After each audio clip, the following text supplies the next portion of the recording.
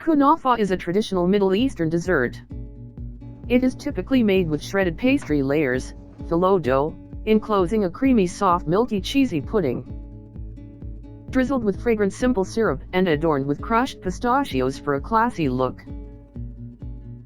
Today we're going to attempt to make kunafah using 1 pack of Knafe dough, 1 pack of creamy mozzarella string cheese made of whole milk, 1 pack of shredded mozzarella part skim cheese, 3 sticks of unsalted butter, 1/2 cup sugar, 1 cup water, 1 teaspoon lime juice and 1 cup crushed pistachio nuts.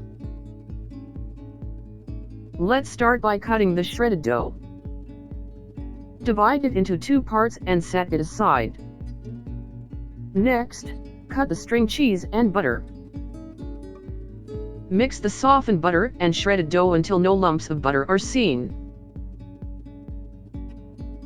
Lay the first batch of the shredded dough in baking pan. I gave it a dash of yellow food coloring on mine, but it's up to you for yours. Next we're going to lay the cut string cheese and shredded cheese. We're gonna top it off with a second batch of the shredded dough and flatten it gently. I preheated my oven 375 degrees Fahrenheit and baked the kunafah for 30 to 50 minutes. While waiting for it to bake, we can start making the simple syrup by boiling the water, sugar, and lime juice together until the sugar is completely dissolved, and set it aside. Next, crushing the pistachio nuts for toppings.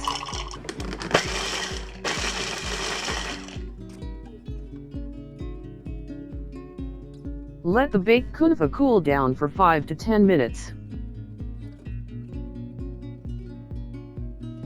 Placing another pan on top of the baked kunafah so I can flip it out easily. Then pour the simply syrup over and top with pistachio nuts.